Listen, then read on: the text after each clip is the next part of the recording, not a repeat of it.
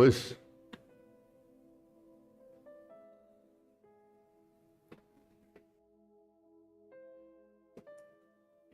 Bien.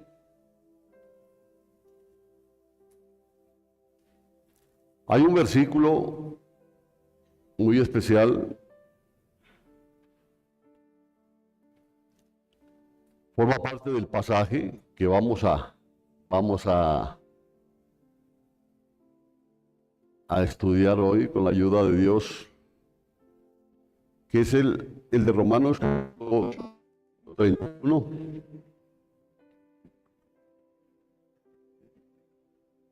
Romanos capítulo 8, versículo 31. Es un versículo muy especial.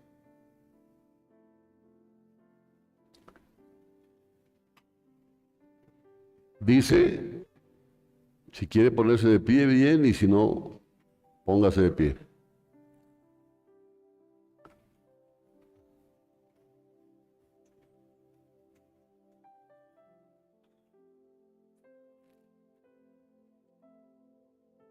Dice así, Romanos 8:31,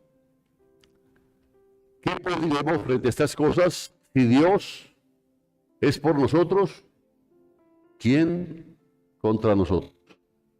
Siento que es un versículo muy bonito. Amén. ¿Cuál es la respuesta a esa pregunta? Si Dios es por nosotros, ¿quién contra nosotros? Pero leamos todo el pasaje desde el versículo 28 que hemos estado estudiando, ¿no? Y sabemos que Dios hace que todas las cosas ayuden para bien a los que le aman, esto es, a los que son llamados conforme a su propósito. Sabemos que a los que antes conoció, también los predestinó para que fuesen hechos conformes a la imagen de su Hijo, a fin de que Él sea el primogénito entre muchos hermanos.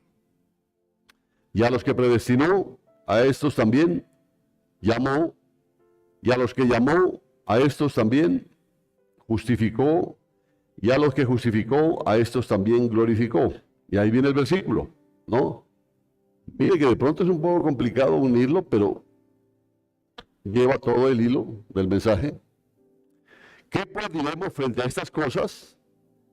Que si Dios es por nosotros, ¿quién contra nosotros? O sea, lo que está diciendo es que fuimos predestinados porque nos conoció antes, dice, ¿no? Fuimos conocidos antes, fuimos predestinados, fuimos llamados, fuimos justificados, fuimos glorificados. Fuimos. No dice seremos, ¿no es cierto? ¿Qué significa? Que no hay nada que se pueda oponer al propósito de Dios. Entonces, por eso dice aquí, ¿qué pues diremos frente a estas cosas? Si Dios es por nosotros, ¿quién contra nosotros? El que no eximió ni a su propio Hijo, sino que lo entregó por todos nosotros, ¿cómo nos dará gratuitamente con Él cosas? Amén. Que el Señor añada bendición a su palabra. Tome su lugar, disfrute del clima.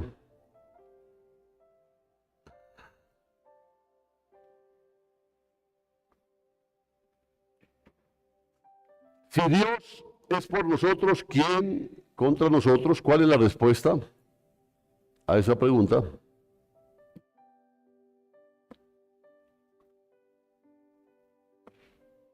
Ahora, hay que tener cuidado porque lea lo que dice el versículo 36, ahí mismo de Romanos 8. ¿Qué dice?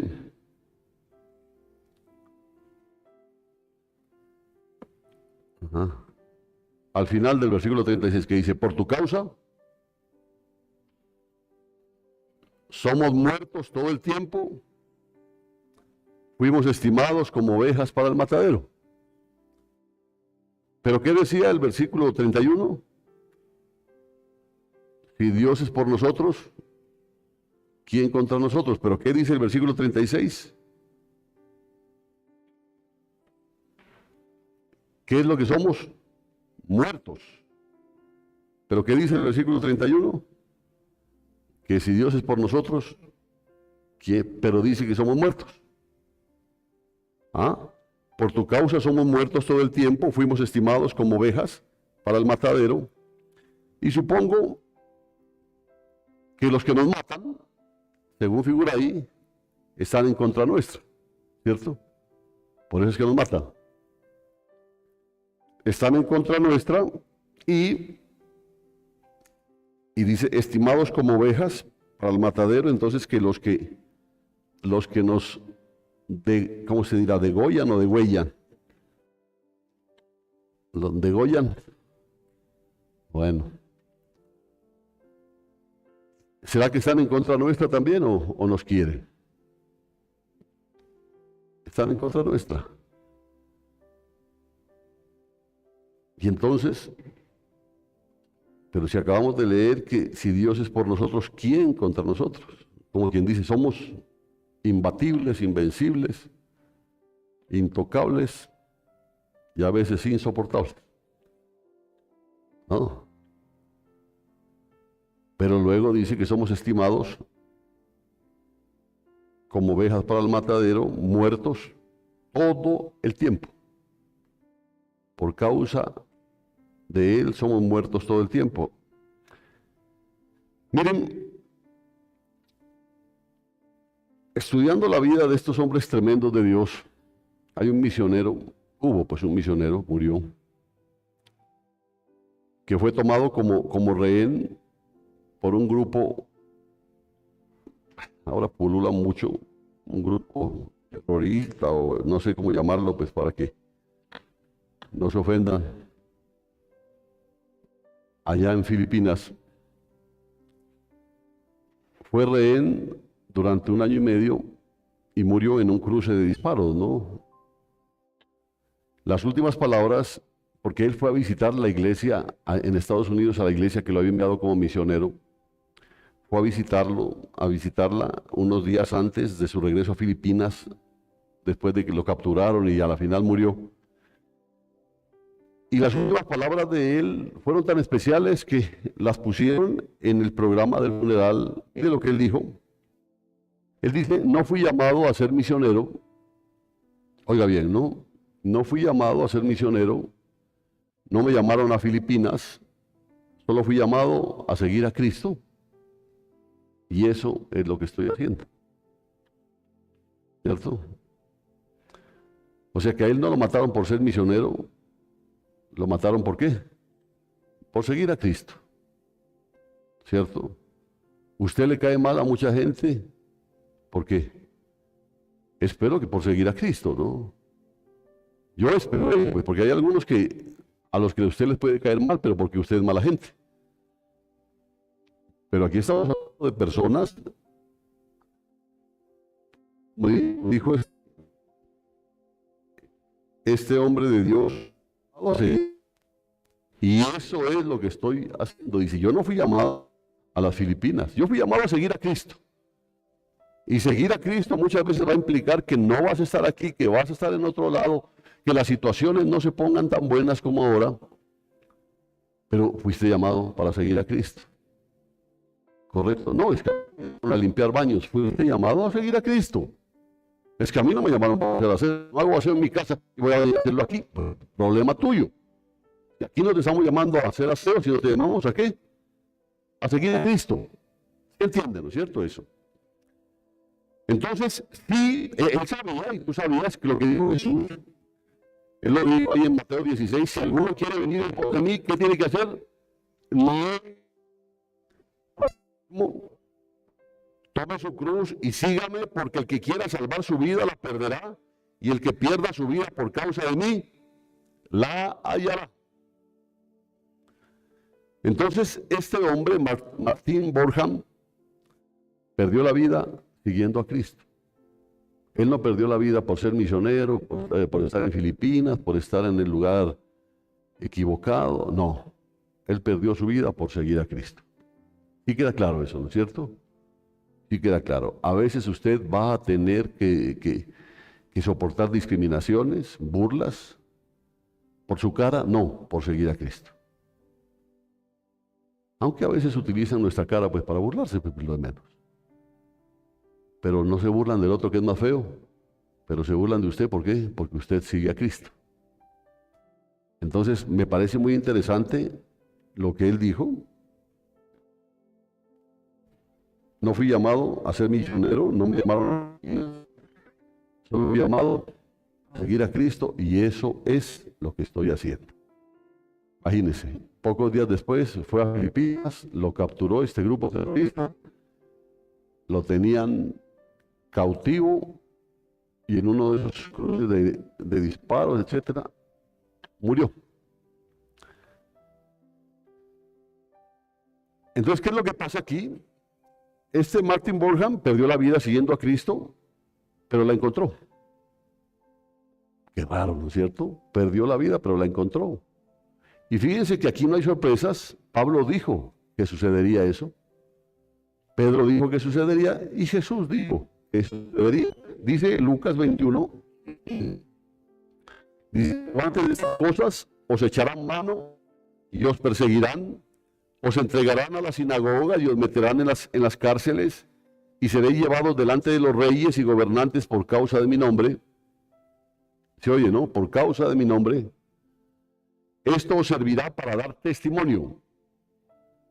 Esto os servirá para dar testimonio. Decidid pues en vuestros corazones no pensar de antemano cómo habéis de responder, porque yo os daré boca y sabiduría a la cual no podrán resistir ni contradecir todos los que se opongan.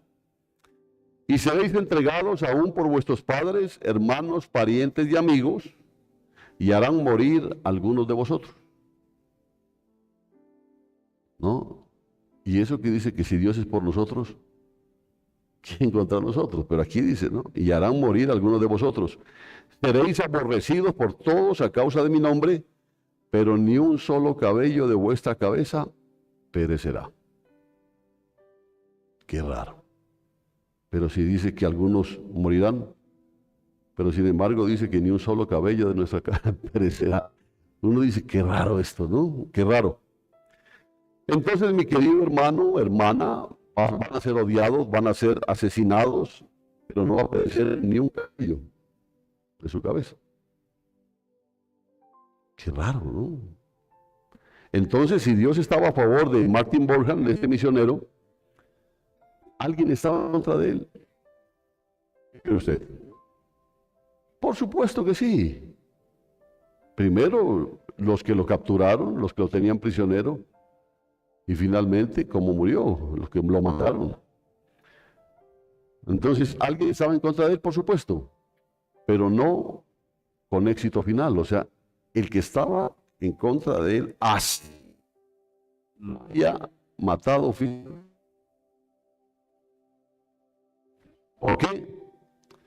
Porque Dios mismo dijo, ni un solo cabello de su cabeza será. Ellos lo mataron, pero como le digo, ni un cabello de él perecerá. Lo dijo el Señor y yo lo creo. ¿Usted sí lo cree? ¿Lo cree para él y para usted lo cree? Sí. Yo le decía a usted que cuando Romanos 8:28 dice que todas las cosas ayudan para bien, todas las cosas incluían las cosas malas, así como las cosas buenas. Porque hay cosas buenas que te alejan de Dios. Hace años le compartí un mensaje que decía que cuando el Señor regrese va a haber muchos cristianos haciendo cosas buenas, pero que lo están alejando de Dios. ¿Se acuerda? Bueno, los que llevan algún tiempo, que unos van a estar casándose, otros van a estar negociando, otros van a estar trabajando, etcétera, etcétera. Estaban haciendo cosas buenas, pero sin embargo se van a quedar.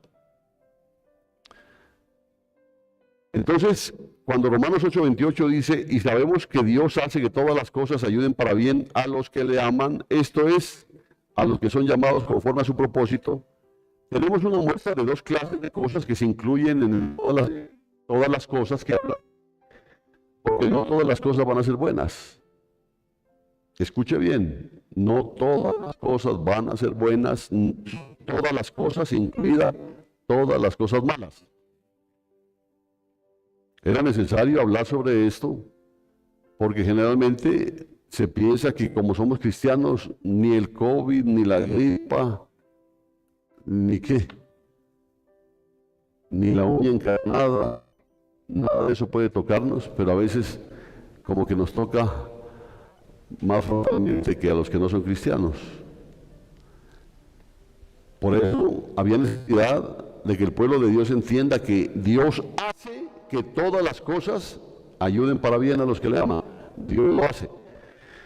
De hecho, todo el contexto antes y después de Romanos 8:28, si usted ya lo lee en su casa, es doloroso. Es doloroso. Es por eso que Romanos 8:28 está aquí, ¿no? Ayer hablaba con un amigo, él era un hombre muy entregado a su fe, era católico, era el hombre de los de misa todos los días, y si había esas reuniones que hacen ellos, ¿no? Esos retiros que hacen ellos, ahí estaba él, en donde sea. Pero ayer me dice que ya no lo es. Y le digo, ¿y ahora? No, y es que realmente allá no pasa nada, dijo. Efectivamente, porque es que nosotros tenemos que estar en un lugar donde la palabra nos confronte. Porque como dijo Jeremías, es más lo que hay que arrancar, es más lo que hay que derribar, es más lo que hay que destruir que lo que hay que sembrar. Eso es lo que Dios sabe. La palabra es sembrada en nuestras vidas, pero sabe Dios muchas cosas que tienen que ser quitadas y muchas más cosas. Amén. Entonces, todo el contexto antes y después de Romanos 8:28 es doloroso, por eso está Romanos 8:28 ahí y necesitamos ánimo y esperanza, porque antes, si usted ya lo lee con tranquilidad en su casa, antes y después de este versículo, la perspectiva de la vida cristiana en esta tierra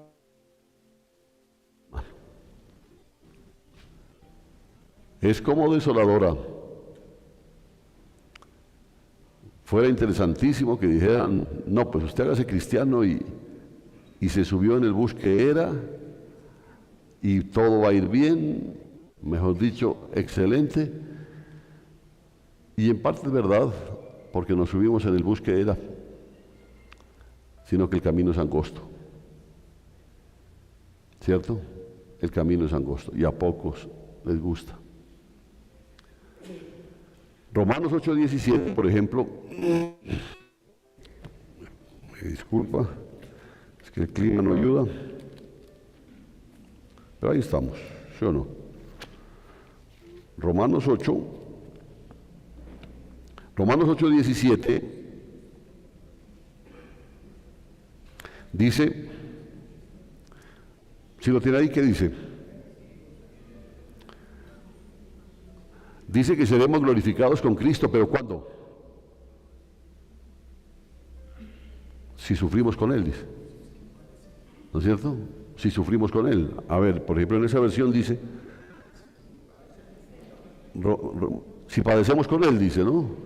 Romanos 8:17. Así que como somos sus hijos, también somos sus herederos.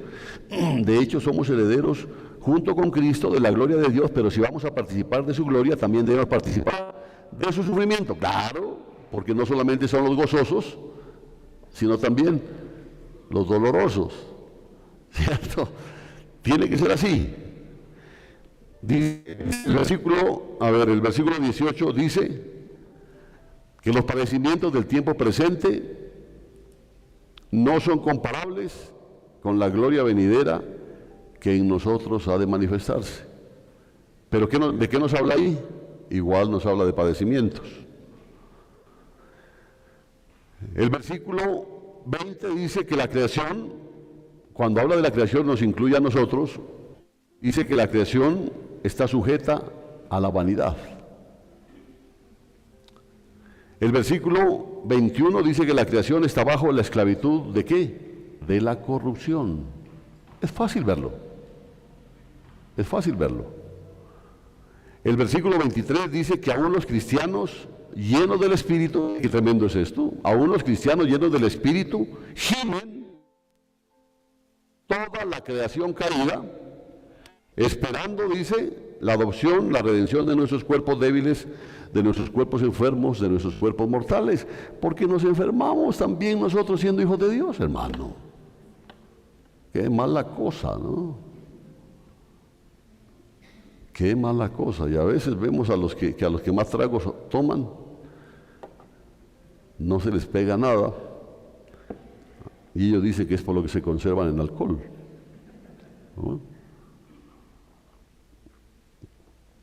En cambio nosotros que nos cuidamos tanto, el versículo 24 dice que hemos sido salvos en esperanza, dice. Y no se puede ver la esperanza. Mire qué tremendo, ¿no? Porque usted está sentado aquí, podría haberse quedado en su casa durmiendo, podría estar en Chachagüí cambiando de clima, podría estar en cualquier otro lado, pero está aquí. ¿Por qué? Y encima viene y se sienta y hace más frío. ¿Pero por qué está aquí? Por eso dice aquí, claro, dice que hemos sido salvos en esperanza. Y no se puede ver, porque dice, ¿usted es salvo? Sí, dice, ¿no? Sí. ¿Y por qué dice que es salvo? Porque sí. Pero explíqueme por qué no, porque sí. Lo que pasa es que hemos sido salvos en esperanza, y el problema es que la esperanza no se puede ver. Solamente la hermana Esperanza, ¿no? ¿Sí vino? Sí, ¿no? Ahí está. Y la esperanza no se puede ver, pues si se viera, ya no sería esperanza. Por eso dice que nosotros hemos sido salvos en esperanza. Por eso somos una nación diferente al resto de las naciones. Ya, pero lo mejor es creerle a Dios y vivir en esa esperanza y no creerle a los políticos. Es que es la esperanza, dice, ¿no? Con que me va a dar un trabajo, que todo va a cambiar y tenga. En cambio nosotros vivimos en esperanza. Algo que no se puede ver, pues si se viera ya no sería esperanza, por tanto la mayor parte de nuestra salvación aún es invisible y futura. ¿Cuántos dicen amén? Por eso es que dice, el que persevera hasta el fin, ¿por qué? Porque verá la esperanza cumplida. Porque verá la esperanza cumplida. Es por eso que dice eso. Porque esto no es para todos y es exigente. Por eso no es de extrañar que nosotros gimamos. ¿Qué me pasa, hermano? ¿Cómo va, hermano? Ay, pastor, ahí vamos. Pero por lo menos los veo aquí, ¿sí me entiende? Y los veo aquí levantando sus manos y cantando. Llevado una procesión por dentro. ¿Qué es lo que los mantiene aquí? La esperanza. Es la esperanza. ¿De que las cosas van a cambiar? Van a cambiar. De pronto, esta tierra.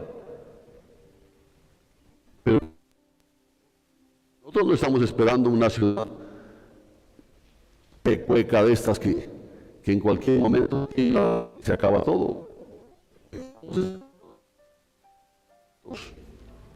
cuyo constructor es Dios.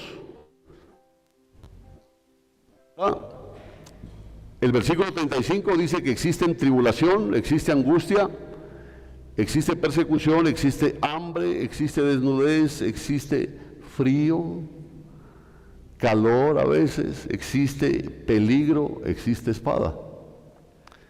Y en medio de todo esto, para darnos fuerza, esperanza y valor, el versículo dice, sí, todo es verdad, todo es verdad.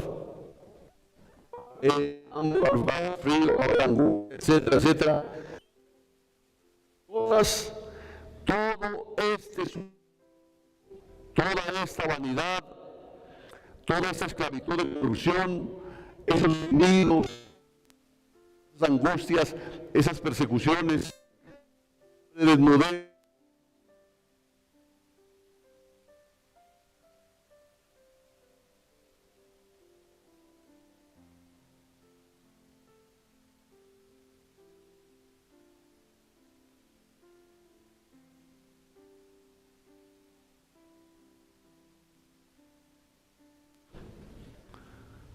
escuchan? Sí, ¿no? Bueno. Así que la respuesta a la pregunta que aparece en Romanos 8:31, si Dios es por nosotros, ¿quién contra nosotros? Es la siguiente. Escúchela. Sí, dice, habrá muchos enemigos. Habrá muchos enemigos. Sí, habrá muchos adversarios. Sí, habrá muchos problemas. Sí, habrá muchas cosas que te van a desilusionar. Habrá muchas cosas que te van a confrontar. Habrá muchas cosas que te van a entristecer. Habrá cosas...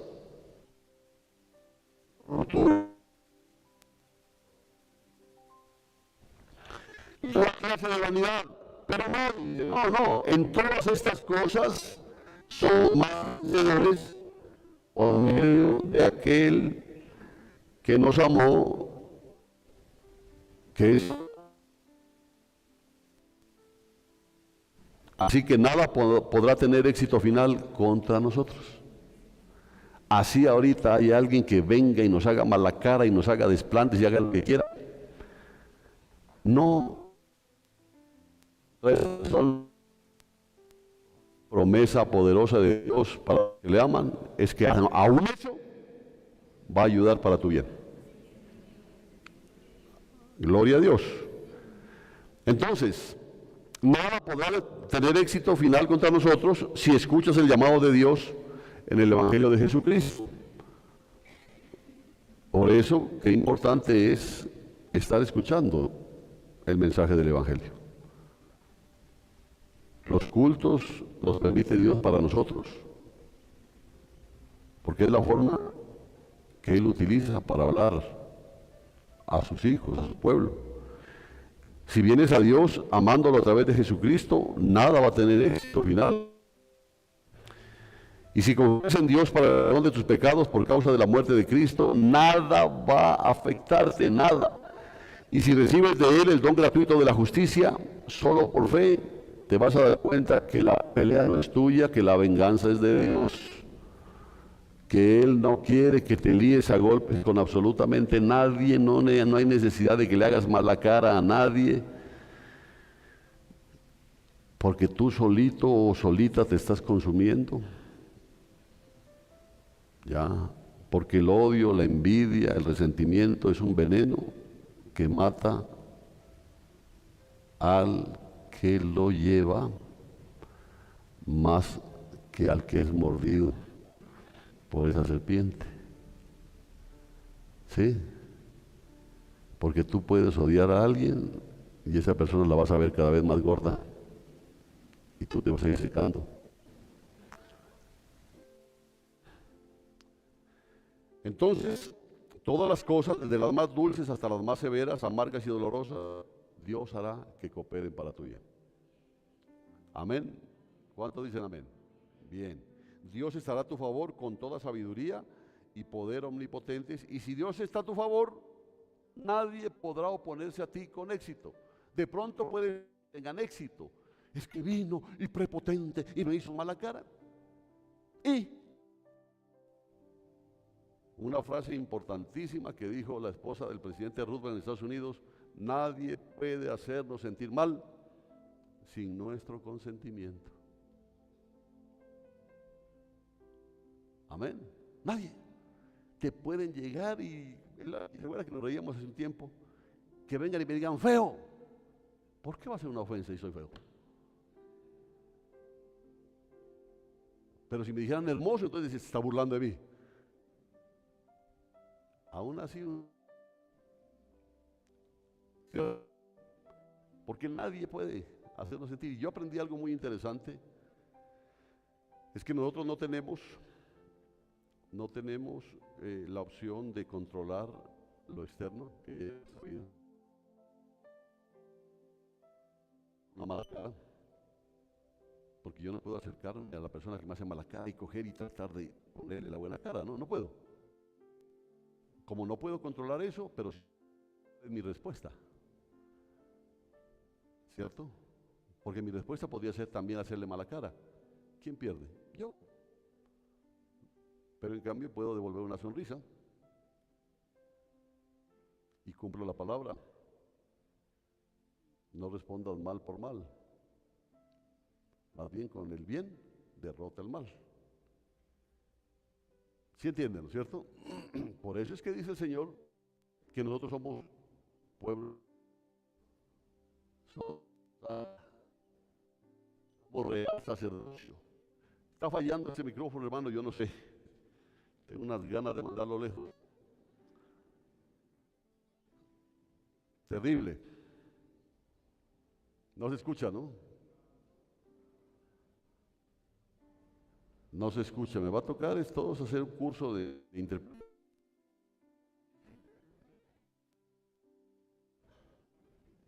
Bueno,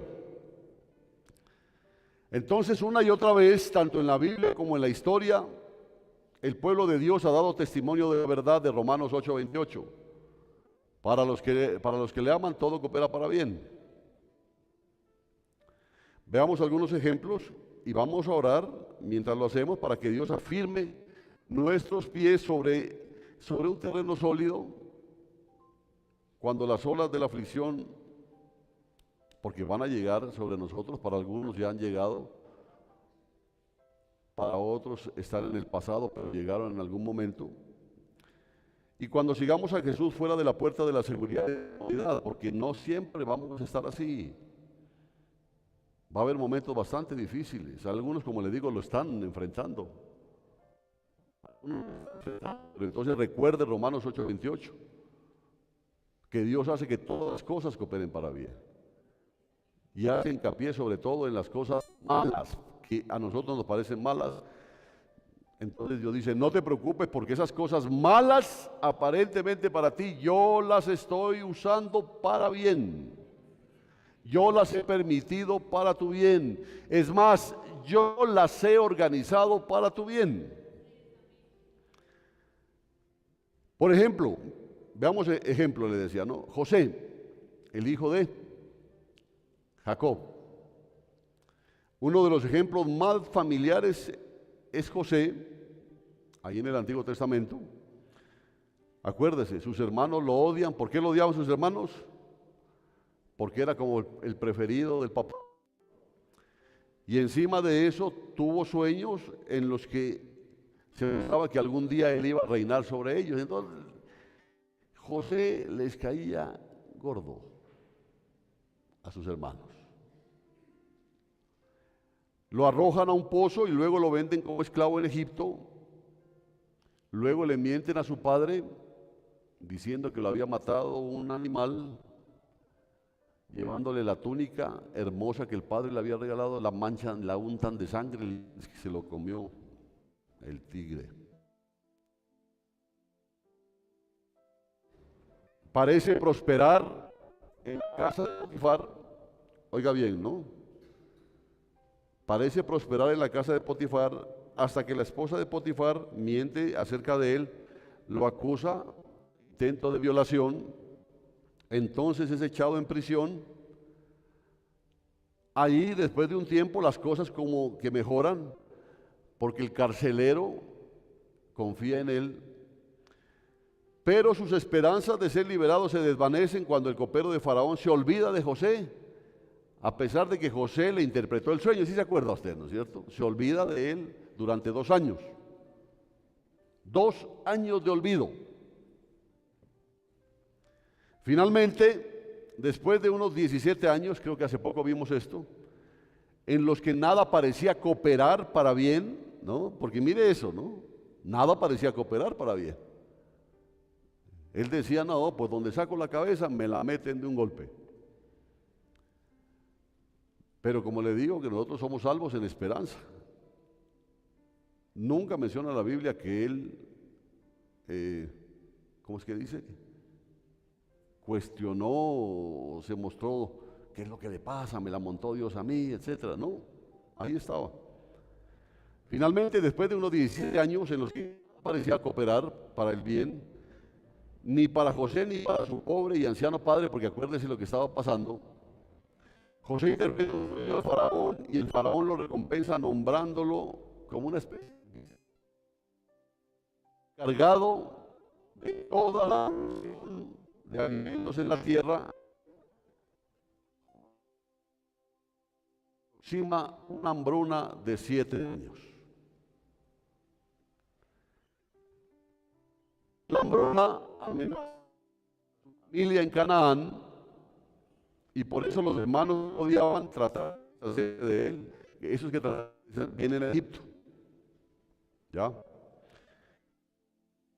Qué tremendo. ¿Quién es el único preparado para ayudarlos? Póngale cuidado todo lo que le pasó a José, pero es claro Romanos 8:28. Y Dios hace todas las cosas a ayuda de bien. Le aman. Es el que los ayuda, ellos no lo reconocen. Entonces el propósito de la historia es... No, ya me cansé de esto.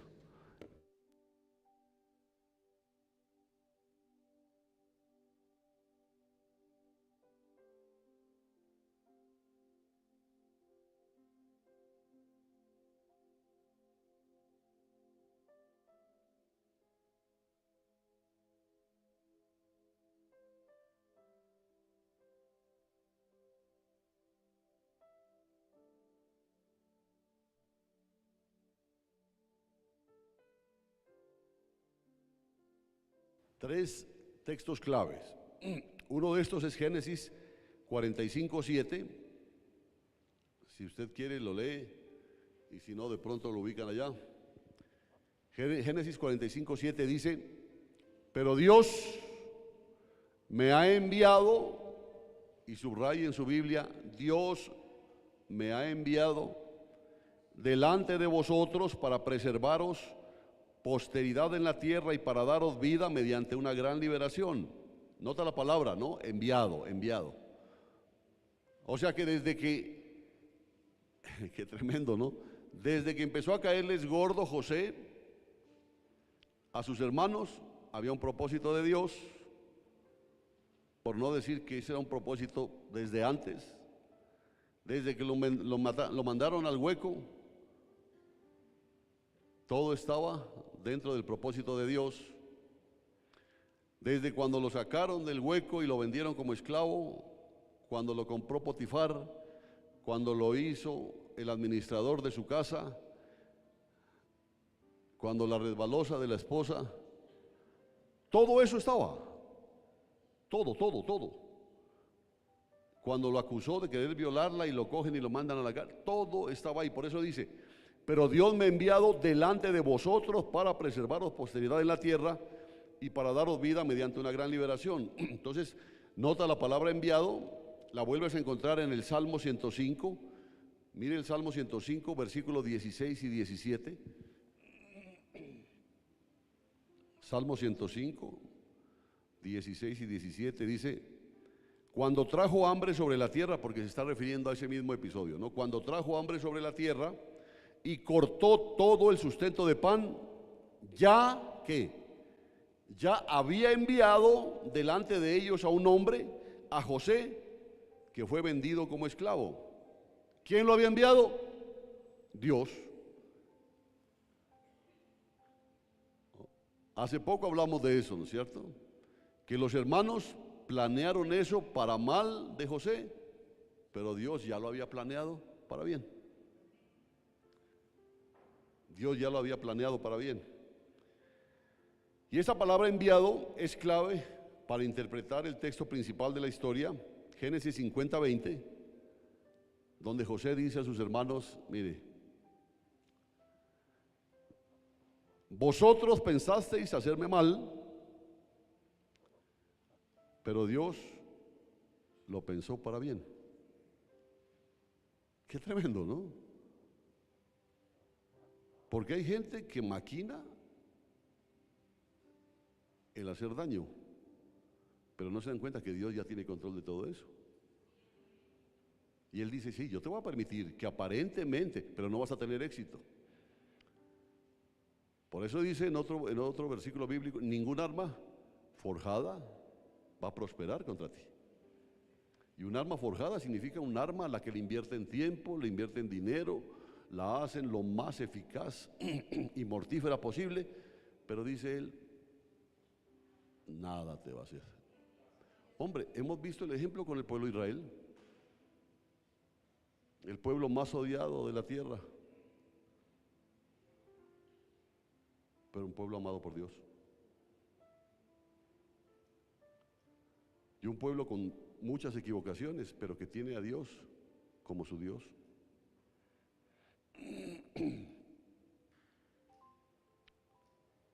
Así que la soberanía de Dios en medio del mal humano es el corazón de esta historia.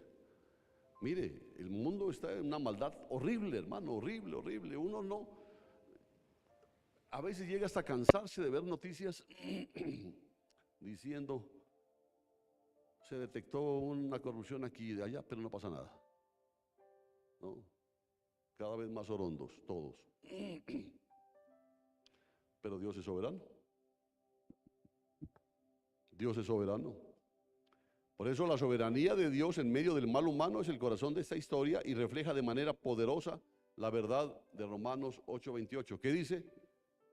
Que Dios hace que todas las cosas ayuden para bien, para los que le aman. Incluso aquellas cosas que otros intentan para nuestro mal. Es una cosa impresionante, porque somos hijos de Dios. Y por más que tu hijo sea medio caspa, tú no vas a permitir que nadie le ponga un dedo encima. Amén.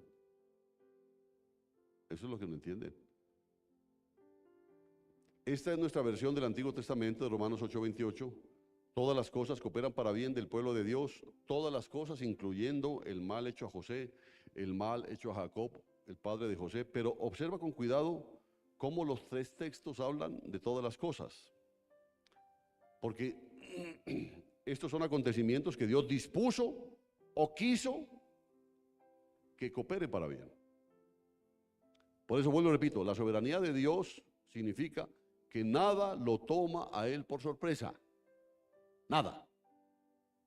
Señor, te descuidaste, te olvidaste de mí. No, dice, no. Tú te has olvidado de mí.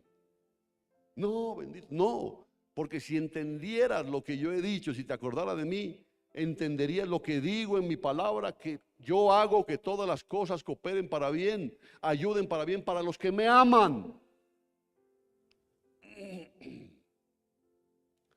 Pero tú prefieres el dormir, el acomodarte antes de leer la palabra, antes de servir en mi iglesia, prefieres las cosas cómodas. Entonces te olvidas de mis promesas, te olvidas de mis compromisos y sobre todo te olvidas de lo que yo soy, porque yo soy soberano. Él es soberano. Ahora, Dios no simplemente observó cómo se desarrollaban los hechos malos sin plan ni propósito para luego intentar sacar algo bueno de eso. Porque a veces es lo que podemos pensar, ¿no? Es como que dijeran, se rompió el jarrón. Oh, hombre, Dios, mira, se rompió. Pero el Señor dice, tome, aquí le traigo este pegante. Porque a veces pensamos que eso significa que Dios hace que las cosas cooperen para bien. Pero no. Así como los hermanos de José lo planearon para mal, Dios ya lo había planeado para bien. Dios ya lo había planeado para bien. Por eso, cuando Judas fue a entregarlo, pues, ¿qué le dijo el Señor? Haz lo que vienes a hacer, Judas. Aquí no me vas a venir con sorpresa que de cariño vienes a darme un beso. Haz lo que tienes que hacer. Porque nada lo coge por sorpresa. Todo está milimétricamente calculado. ¿Y por qué? Porque Él lo preparó de antemano. Pues eso por lo menos a mí me hace sentir seguro. E incluso en medio de mis debilidades, en medio de mis errores, en medio de mis dificultades, el saber que Dios tiene control de todo. Por eso él dice, hombre, no tomes venganza por tu propia mano, no seas tonto. Porque de pronto te pones a pelear con quien no tienes que pelear. Porque la lucha no es contra carne y sangre, contra principados y es que sí, es que en él veo una potestad. O de pronto la tienes tú, dice. Y de pronto te está manejando es a ti. ¿Sí entiende eso, no? Por eso le digo que Dios no simplemente observó cómo se desarrollaban los hechos malos sin plan ni propósito para luego intentar sacar algo bueno de ellos. No. Los hermanos de José lo planearon para mal, pero Dios ya lo había planeado para bien. El mismo acto tuvo dos intenciones opuestas. La intención humana, que era para mal, y la intención divina, que era para bien. Ahora, si somos iglesia de Jesucristo y yo amo a Dios, ¿usted ama a Dios? Ya, acuérdese del mensaje, ¿no? Acuérdese del mensaje donde le hicimos el test, a ver si ama o no ama a Dios. Entonces, pero pensemos que usted ama a Dios y que ha sido llamado conforme a su propósito. Hombre, viva en paz. Porque en medio de su cama, donde usted está con 40 grados de fiebre, ya, y está viendo al diablo en calzoncillos, todo eso lo ha permitido Dios porque hay un propósito. En todo hay un propósito. Pero, ¿y si me muero? Pero le estoy diciendo, hermano, que en todo hay un propósito. Pero lo cierto es que ni un cabello de tu cabeza perecerá. Es que a veces nos aferramos mucho a esta vida. Y esta vida es pasajera. Esta vida es pasajera. Por eso les decía que la palabra enviado de Génesis 45:7 y del Salmo 105 es tan importante. La venta de José como esclavo por parte de sus hermanos fue en realidad el envío de Dios para salvación. Mire qué tremendo. Si Dios no hacía que todo eso suceda, ¿quién podría estar en Egipto para salvar al pueblo de Dios? ¿Quién? Dios no simplemente saca bien de todas las cosas, sino que Él ordena. No, pues veamos a ver qué se puede obtener de aquí. No. Él ordena lo que tiene que pasar. Por eso digo que esto a uno tiene que darle tranquilidad. Porque Dios tiene control de todo. De todo. Porque Él lo ordena. ¿No? Porque eso no es que llegó ahí corriendo el arcángel Gabriel y le dijo, Señor, se cayó y se partió la pierna. No me digas, hombre, vamos a ver qué hacemos. No, Señor. Pero supongamos que llegue el arcángel Gabriel. Se cayó y se partió la pierna. Yo lo sabía. Yo quería que se parte la pierna. ¿En serio? Sí. Porque acostado quiero enseñarle muchas cosas. Todo tiene un propósito. Ahora, Él ordena, Él hace que lo que nos sucede sea para nuestro bien y luego infaliblemente produce ese bien de acuerdo con su propósito eterno. Infaliblemente, porque Dios no se equivoca. Por eso, tú que estás aquí sentadito, tienes tus conflictos, tienes tus dificultades, respira. ¿Por qué? Porque nada de lo que te está tocando va a tener éxito. Nada. ¿O no dice en su palabra que Él prepara mesa delante de ti en presencia de tus angustiadores? ¿Ah? Que aunque andes en valle de sombra de muerte, no temerás mal alguno. ¿Por qué? Porque Él está contigo.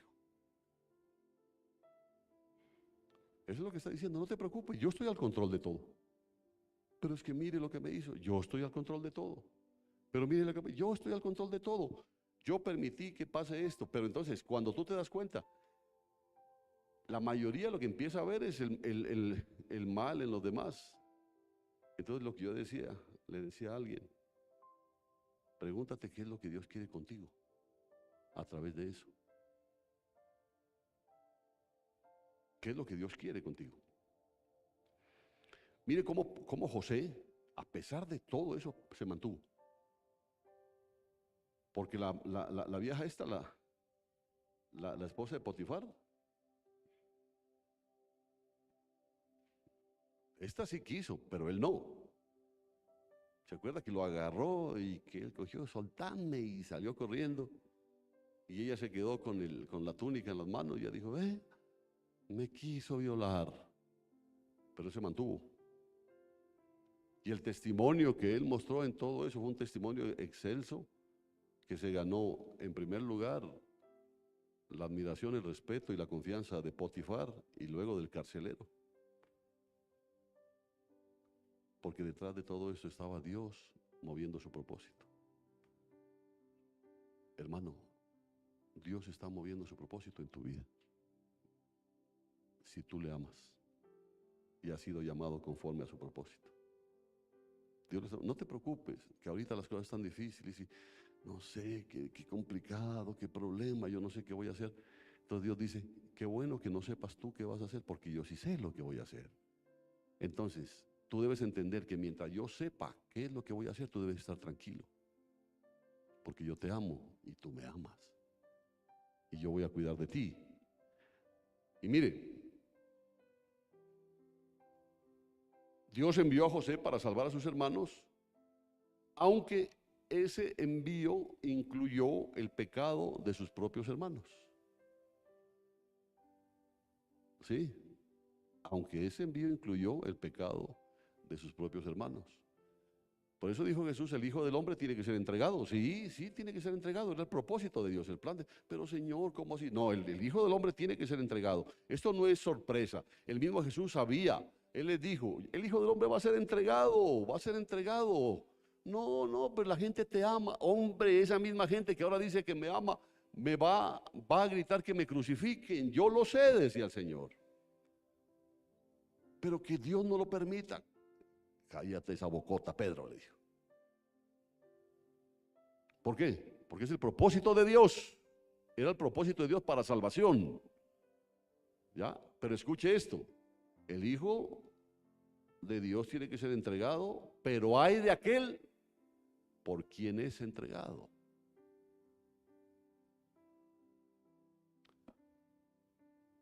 Entonces este párrafo expresa de forma magistral la soberanía activa de Dios. Dios es soberano y es soberano de forma activa. No solo su capacidad de redimir el mal, sino su gobierno sobre todos los eventos con un propósito salvador. Todo coopera para bien. Todo. Entonces estemos tranquilos, estemos pasando lo que estemos pasando, ya sean problemas económicos, problemas familiares, problemas de salud, problemas de lo que sea. Dios está detrás de todo esto y Él, si tú lo amas y has sido llamado conforme a su propósito, Él hará que todo esto coopere, ayude para tu bien. ¿Cuántos dicen amén?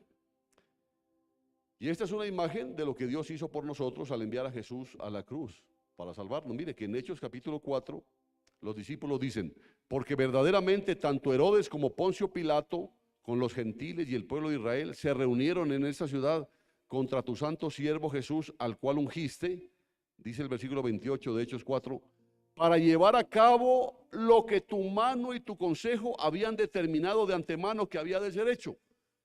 O sea que cuando estaba Caifás, estaba Herodes, estaba Pilato, estaba el pueblo, estaban todos esos tramando y maquinando y hagamos esto y verá que va a caer. Dios ya lo había establecido así. Dios había establecido que esto se iba a dar, que esto iba a suceder. En otras palabras, aunque la crucifixión de Jesús involucró pecado de Herodes, pecado de Caifás, pecado de, ¿cuál fue el otro? De Anás, pecado de Pilato, de los gentiles, de los judíos, fue el envío o el consejo de Dios. Qué tremendo esto. Por eso acuérdese, usted le puede hacer la vida imposible a un hermano. Pues que yo tengo toda la razón. Bueno, pero dice Dios, si había necesidad de que el hermano sienta su vida como imposible,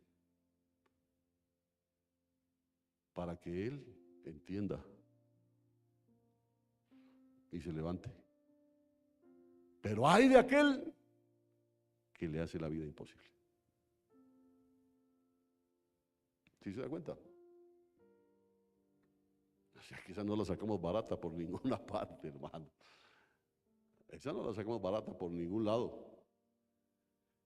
Ellos lo planearon para mal, pero Dios lo planeó para bien. Entonces, Dios no simplemente sacó bien del mal y del dolor de la cruz ni de la esclavitud de José. Él lo planeó todo desde el principio para nuestro bien. Gloria a Dios. ¿No, sí lo entendieron o no lo entendieron? Dios no simplemente sacó bien del mal. Él no simplemente dijo, ¿qué pasó? Se volteó la bolsa de la leche y se regó. No, pues recojan lo que puedan. ¿No? Recojan lo que puedan y pues ya lo que no se puede, pues ya ni modo. Dios no hizo eso. Dios no hizo eso. Él simplemente no sacó bien del mal y del dolor de la cruz ni de la esclavitud de José. Él lo planeó desde el principio para nuestro bien. Dios planea, Dios dispone, Dios hace que todas las cosas cooperen para el bien de los que le aman. Él lo hace.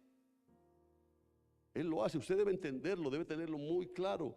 Es que yo no entiendo qué pasó. Hombre, mientras Dios lo entienda, mientras Dios tenga claro qué es lo que está pasando, usted dele la gloria a Él y siga confiando en Él. Porque es una forma de amarlo. ¿Ya? Es una forma de amarlo. Entonces, hay experiencias terribles que llegan a nuestra vida que uno dice, no, Señor, no es justo. Y Dios dice, ¿qué no es justo para ti? ¿Qué no es justo para ti? Pues, Señor, entonces dice, ¿sabe qué? Calladito se ve más bonito. ¿Qué es lo que tenemos que hacer? Confiar en Él. Que Él conoce el fin desde el principio. Algunos podrían decir, bueno, mire, porque la pregunta dice, pero ¿cómo puede esto darnos esperanza, hombre pastor? ¿Cómo?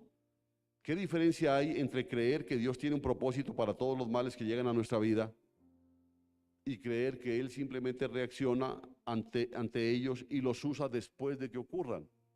Como quien dice, ¿de qué diablos sirve si ya me embargaron? ¿Cierto? No que Él coopera para, pero si ya me embargaron.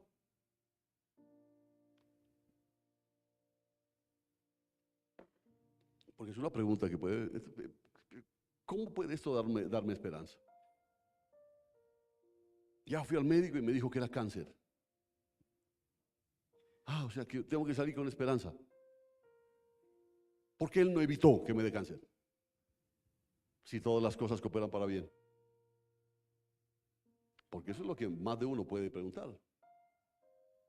¿Por qué tuvo que sucederme eso? ¿Por qué se me metieron a mi casa a robar y no se metieron en la casa del vecino? Porque Él pudo haber evitado, pudo haber puesto un ángel con espada de fuego cuidando a mi casa y que se metan en la casa del vecino. Pero ¿por qué tenía que ser a mi casa?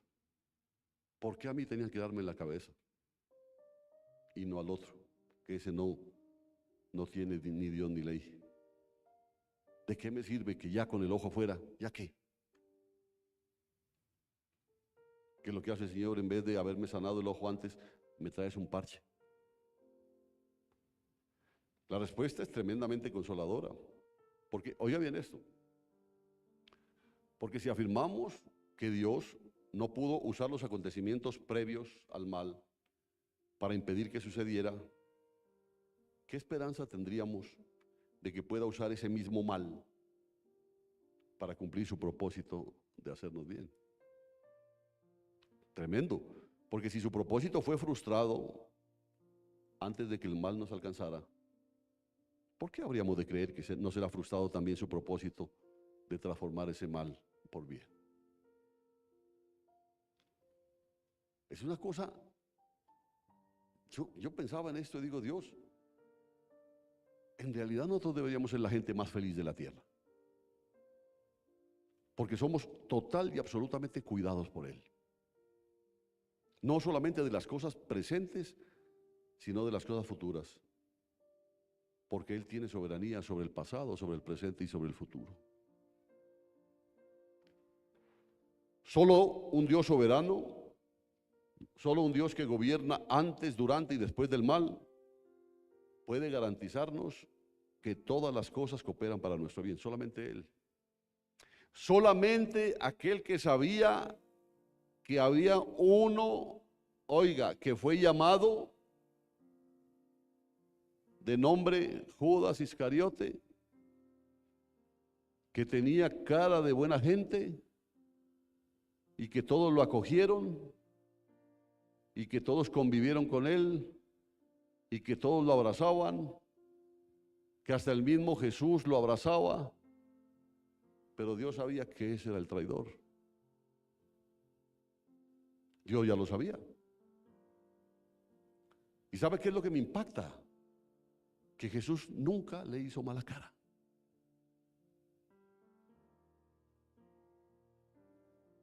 Igualito que nosotros. Porque se imagina a Jesús haciéndole mala cara a Judas. Es que yo sé es que no lo puedo ni ver. Me cae gordo ese Judas. Me cae gordo. No. Vea, vengan todos menos Judas. Nunca. ¿Por qué? Porque él sabía que había un designio soberano en todo eso. Y entonces lo que él hacía, lo que él hizo, fue sujetarse a ese designio. Por eso vuelvo y le digo, y lo dice el Señor muy claramente, oigo que hay problemas, disensiones entre ustedes, yo lo creo. Y uno pensaría que va a decir, no, yo lo creo porque es que ustedes son bien jodidos. Podría haber dicho, no, es que no, porque es necesario que haya eso para que se demuestre los que son aprobados. ¿Quiénes son los aprobados? Los que entienden que la batalla no es contra carne y sangre. Los que entienden que la batalla no es contra carne y sangre. Esos son los que verdaderamente están viviendo en una esfera espiritual. Porque es fácil poner toda nuestra rabia, poner nuestra ira, nuestro resentimiento contra una persona, es fácil.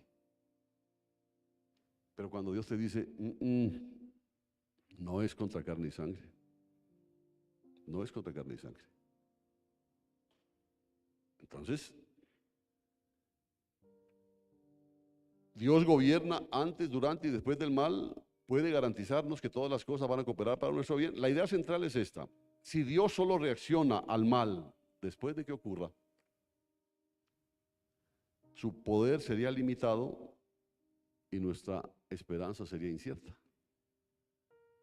Porque si estamos esperando que Dios simplemente solucione los problemas cuando ya están, porque no, venga, yo aquí tengo, le voy a poner una cura, o venga, yo le voy a sobar el golpe, o venga, nada.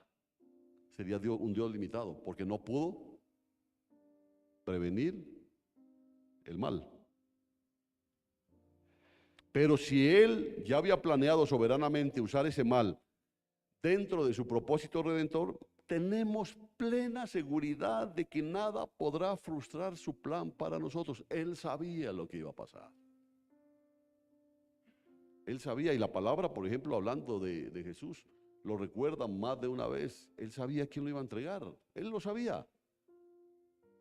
Por eso le repito, qué especial nuestro amado Jesús, que aunque sabía quién era el que lo iba a entregar, nunca le mostró mala cara.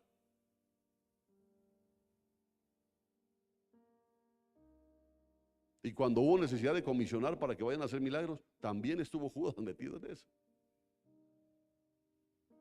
Quizá, pienso yo, dando la posibilidad de que este Judas se arrepienta. Quizá, pienso yo, pero no se arrepintió. Entonces, Dios no solo saca bien del mal, sino que planea incluso los eventos difíciles con un propósito bueno, con un propósito sabio.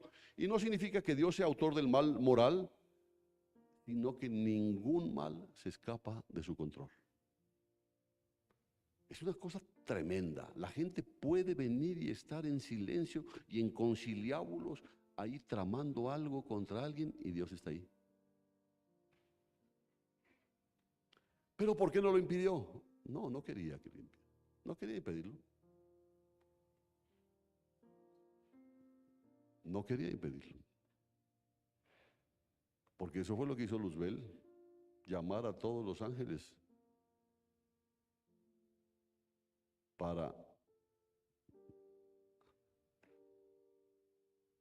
hacer una, ¿cómo se dice? Sí, ¿no? Para contaminarlos, para que se opongan contra Dios. Pero dice que solo a la tercera parte de los ángeles le hizo caso. Pero le hicieron caso. Ahora, Luzbel, en toda la sabiduría que él podía tener como arcángel, él estaba convencido de cuando les decía a todos, vea, a las 3, donde ya sabemos, ahí nos vamos a reunir, que nadie lo sepa. Y estaba convencidísimo que ni Dios lo sabía. Y es lo que pasa con algunos. Pero Dios ya lo sabía. Dios no solo saca bien del mal, sino que planea incluso los eventos difíciles con un propósito bueno y sabio.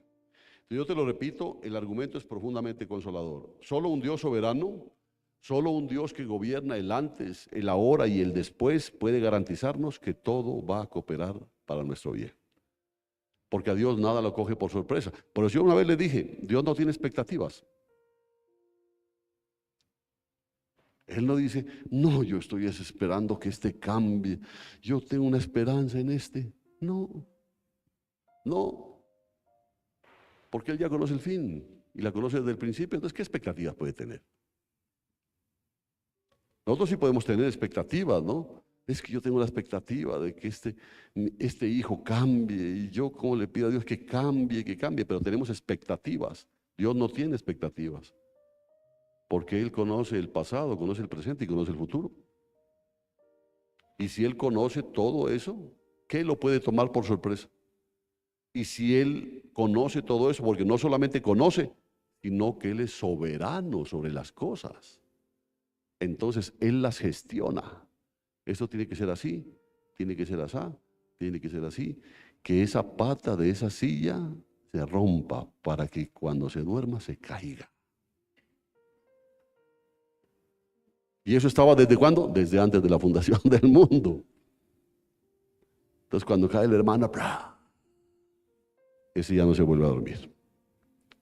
Se cumplió el propósito. Por tanto,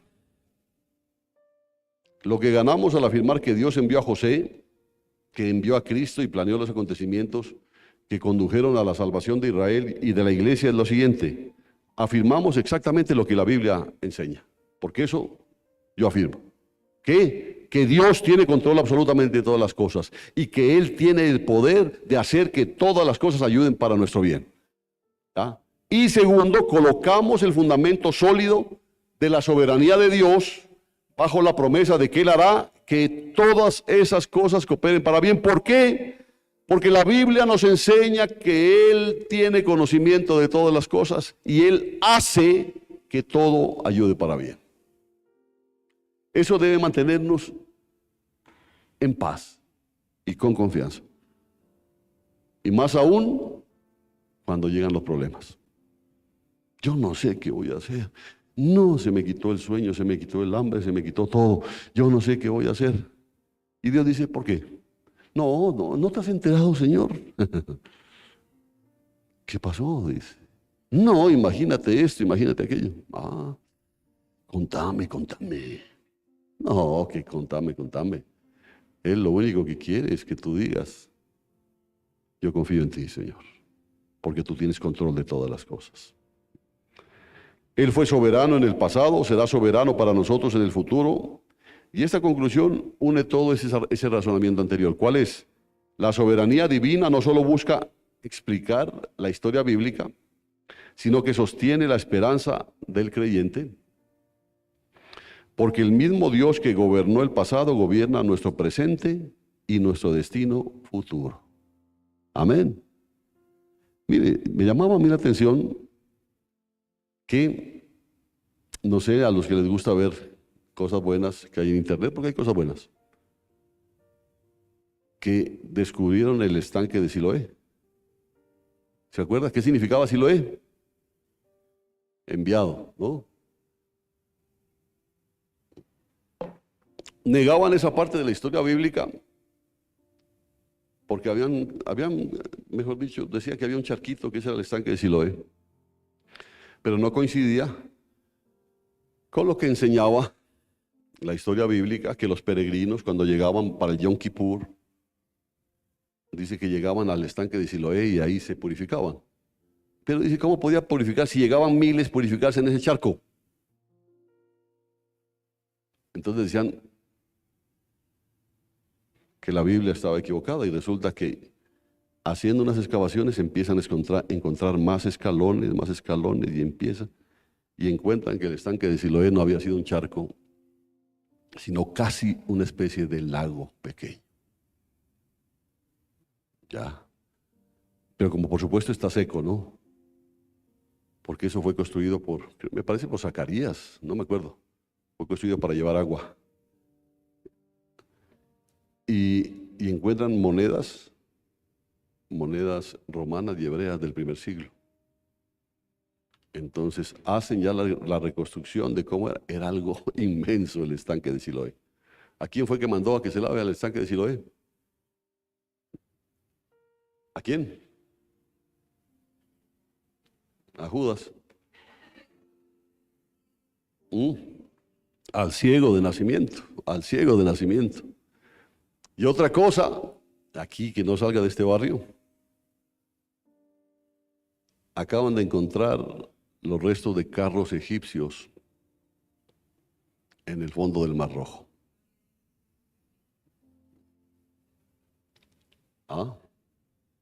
Habían estado buscando por donde no era, sino que muestran los videos, están recubiertos de coral. Entonces no pueden ellos quitarle el coral porque se desbarata. Es lo que mantiene, pero mantiene la forma. Se ve la forma ahí. Entonces yo decía, bendito Dios, qué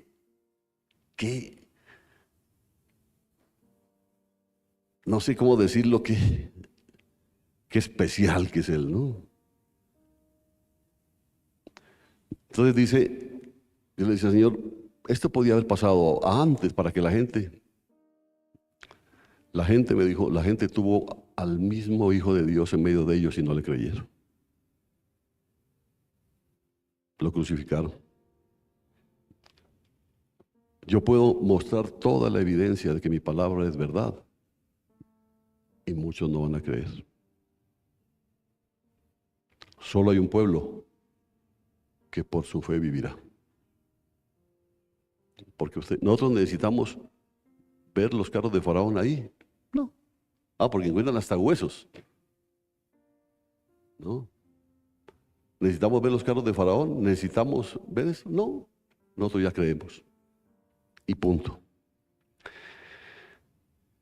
Por eso digo que la soberanía de Dios no solo explica la historia bíblica. Por eso me acordé de esto.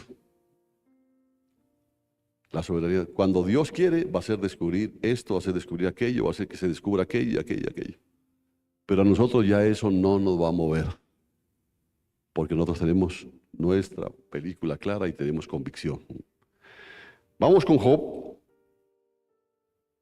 Porque otro ejemplo del Antiguo Testamento es Job. O sea, ¿cuál fue el primer ejemplo que pusimos?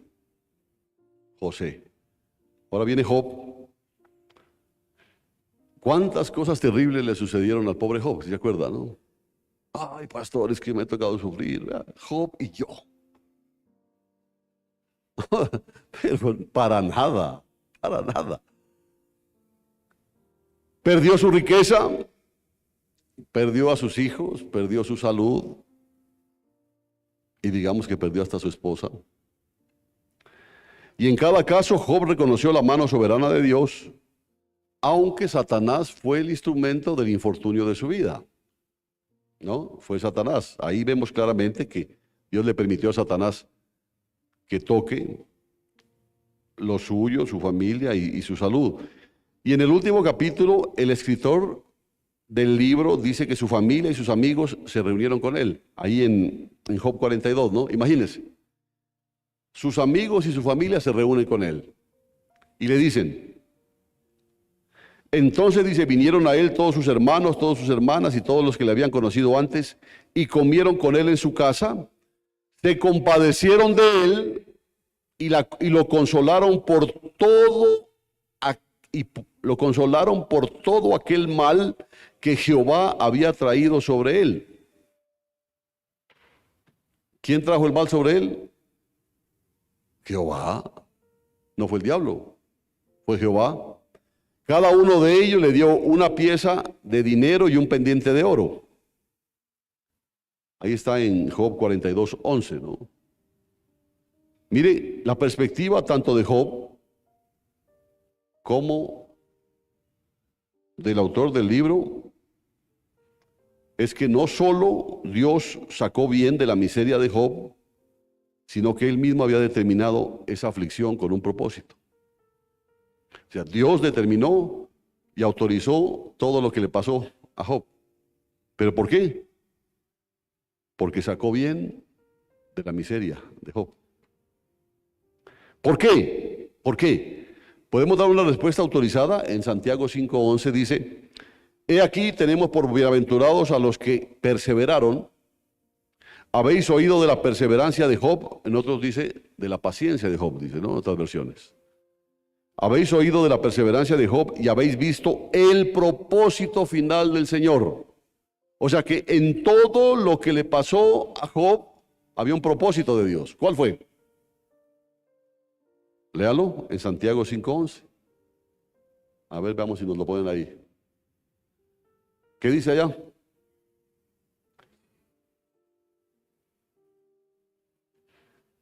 Y habéis visto el propósito final del Señor, que el Señor es muy compasivo y misericordioso. Ese era el propósito, que Job entienda que Jehová Dios es compasivo y misericordioso. Así que Santiago confirma que Dios tiene un propósito, no simplemente una reacción. O sea, en todo, ya lo vimos hace unos días, cuando hablamos del ciego precisamente. ¿Pecó él o sus padres para que haya nacido ciego? No. Para que la gloria de Dios se manifieste. Hay un propósito. ¿Cuál fue el propósito aquí con Job? Que él entienda que Jehová Dios es compasivo y misericordioso. Y su propósito, como dice Romanos 8:28, es el bien de Job. En todo el dolor y la pérdida de Job, Dios estaba obrando con miras a la compasión y a la misericordia. Él planificó, él dispuso y obró todas las cosas para el bien de Job. Porque a la final a Job le devolvieron el doble de lo que había perdido. Le devolvieron a sus hijos. Usted se ha preguntado, ¿cuántos hijos tenía? Creo que tenía 10, ¿verdad? 10, ¿no? O sea que le devolvieron 20. Le devolvieron los 10. Y tengo la completa seguridad que fueron los mismos. 7 hijos y 3 hijas. Y le devolvieron los mismos. Porque no dice que le devolvieron el doble de los hijos, ¿no? Y yo creo que le devolvió los mismos. No, pero es que ya estaban muertos. ¿Hay algo imposible para Dios? Porque pues yo no creo que Job haya dicho, ay, qué belleza, se me murió mi hijo, pero aquí me dio otro. No. Cada hijo fue especial, entonces le devolvió. ¿Qué miró en todo eso? Que Dios es compasivo y misericordioso. Entonces hemos visto a José, hemos visto a Job, veamos a Esther. ¿Se acuerda de Esther? ¿Cómo se llamaba el tío de Esther? Tío era, ¿no? Sí. Mardoqueo. Mira la experiencia de Esther. No fue nada fácil para una joven como ella, hermosa, una mujer judía, obligada a entrar en el harem de un rey pagano e impuro. A ella no era que le gustaba la gasolina, no. Por más que le decían que era un rey y que era un rey pagano. Y era una doncella, era judía, tenía temor de Dios. O sea que no tiene que haber sido para ella fácil entrar a formar parte del harem de un rey pagano. Y en cierto sentido fue una tragedia. ¿Por qué sucedió? ¿Por qué Dios lo permitió? Mardoqueo da la respuesta. cuando los judíos estaban a punto de ser exterminados por los malvados los malvados planes de Amán, ¿sí se acuerda de Amán? Si no se acuerda, en su casa lee el libro de Esther. Dios había hecho por su pueblo a través de Esther exactamente lo mismo que había hecho por medio de José. Y así lo expresa Mardoqueo en un mensaje para Esther y le dice, ¿y quién sabe, ahí en Esther 4:14, y quién sabe si para un tiempo como este has llegado al reino? Porque acuérdense que Esther se convirtió en la favorita del rey. Que cuando este Amán dispuso un decreto para que quien no haga algo sea condenado a muerte, él lo hizo con el propósito de acabar con el pueblo judío, con el pueblo de Israel. Le llevaron la noticia a Mardoqueo. Mardoqueo habló con Esther, le dijo, anda y habla con el rey y coméntale esto. Pero acuérdese que nadie podía presentarse ante el rey sin cita y sin haberse preparado. Ella se preparó y fue y se presentó sin cita. Y cuando la vio el rey, la miró y le dijo, qué hermosa que es mi Esthercita. Tremendo, ¿no? Mire cómo estaba obrando Dios en todo esto. Le extendió el cetro, le dijo, ¿qué quieres? Hasta la mitad del reino. No, le dije, yo no quiero la mitad del reino. Yo quiero esto, esto y esto. Por eso lo dijo Mardoqueo. Y quién sabe si para un tiempo como este ha llegado al reino. Dios lo sabía. Y ahora nosotros también lo sabemos porque hemos visto el final de la historia. Sabemos cómo Dios acabó con, ¿cómo era? Amán. Cómo acabó con él. Esther llegó al trono a través de toda su humillación y contaminación para salvar al pueblo de Dios. Dios hace que todas las cosas cooperen para bien de su pueblo. Y vamos terminando con Jonás. Este es un ejemplo que los niños entienden, ¿no es cierto? Porque cómo les gusta a ellos oír de la historia de Jonás. Cuando Jonás finalmente reconoció que estaba haciendo mal al huir del barco, en vez de ir a Nínive se iba para otro lado, los marineros lo arrojaron al mar. Mire, le llegó la desgracia, digamos, no a Jonás. Lo echaron al mar y entonces ocurrió algo terrible. Fue tragado entero, pues no lo masticó el pez. Sino que, porque esos peces grandes no mastican, ¿no? Esos tragan. Entonces, fue tragado por un enorme pez, experiencia espantosa. Se da cuenta que los dibujos de los niños presentan a Jonás sentado ahí en la barriga del pez, con una fogata. ¿Ya han visto, no? Pues lo hacen para que los niños entiendan, ¿no? Pero tiene que haber sido terrible estar en la panza de ese pez, con los jugos gástricos, trabajando sobre él, porque la Biblia nos deja ver que Jonás murió. Porque la oración que hace Jonás, que siempre hemos dicho, ¿por qué no oró antes, hombre? Ya ahora cuando está colgando los guayos, pero dice que lo sacó del Seol. Pero ¿cómo lo sacó? Porque cuando entra Jonás a Nínive, ¿cómo sería la pinta que tenía? Que todo el mundo fue impactado. Porque me imagino que los jugos gástricos tenían que haber hecho algo serio en su piel. Y el cabello, me imagino que parte del cabello. Imagínense entrando una belleza así y proclamando, viene juicio de Dios contra ese pueblo. Con la piel, no sé cómo estaría. Y tiene que ser así porque dice que el sol le fastidiaba mucho. Usted ha leído ya la historia, ¿no es cierto? Que Dios hace que crezca una calabacera para que lo cubra, etcétera, porque el calor le afectaba, por supuesto que tenía que haberle afectado. Cómo los jugos gástricos tenían que haber dañado su piel. Pero como era terrible el hombre, como algunos, manda un gusanito para que se coma la calabacera y se quede sin protección. Pero bueno, esa parte. ¿Tenía Dios un propósito bueno en medio de algo tan horrible? Sí, sí lo tenía, sí lo tenía. Aquel terrible suceso de ser tragado por un pez fue en realidad el medio que Dios había dispuesto para la salvación de los ninivitas incrédulos. Imagínense eso. Y terminemos con nuestro hermano Pablo. ¿Se acuerda del aguijón? ¿Cuántos tienen aguijones? Ay, amén, inmediatamente, ¿no? Amén, ay, ay, ay. Y el problema es que generalmente los aguijones los tenemos aquí. ¿No? Los aguijones los tenemos aquí. Aquella aflicción lo atormentaba profundamente, rogó al Señor 3 veces que se la quitara. ¿Cuál fue la respuesta de Jesús? No. Bástate mi gracia, porque mi poder se perfecciona en tu debilidad. En otras palabras, Cristo le estaba diciendo: Pablo, tengo un propósito en este mensajero de Satanás. Yo tengo un propósito. No es sin sentido, no es un castigo. Es para tu bien y para mi gloria. No te lo voy a quitar. Ay, Señor, que llévatelo, te lo mando, Señor. No. Aquí se va a quedar. Porque el que tienes que cambiar eres tú. Entiéndelo.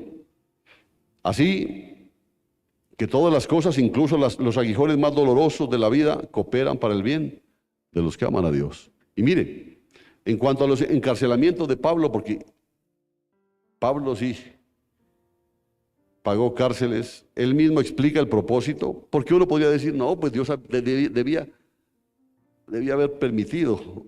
Yo alguna vez les cuento cuando le dijo Dios a Pablo: trépate en ese barco y ándate a tal parte a llevar mi palabra. Amén, Señor. Y él se fue y todo, y en plena alta mar le dijo: Pablo, este barco se va a hundir. Póngale cuidado, ¿no? Eso. No, pues, ¿cómo así? Voy a cumplir tu propósito y que este barco se va a hundir. ¿Qué hubiera dicho usted? No, hasta aquí. Hasta aquí, qué cristiano ni qué cristiano, hasta aquí. Se va a hundir, pero ¿sabes qué? Te he concedido la vida a ti y la de todos tus compañeros. Ninguno se va a morir. Pero Señor, ¿no será que mejor no se hunda el barco? Se va a hundir. Y se hundió. Y fueron llegando todos a la playa. ¿Se acuerdan, no? Y encima hacen una fogata para cazar un pescadito. Y estaba ahí Pablo ahí dándole la vuelta al pescadito, y llega una serpiente y miró a todos ahí, lo miró a Pablo y ¡plup! Lo mordió a Pablo.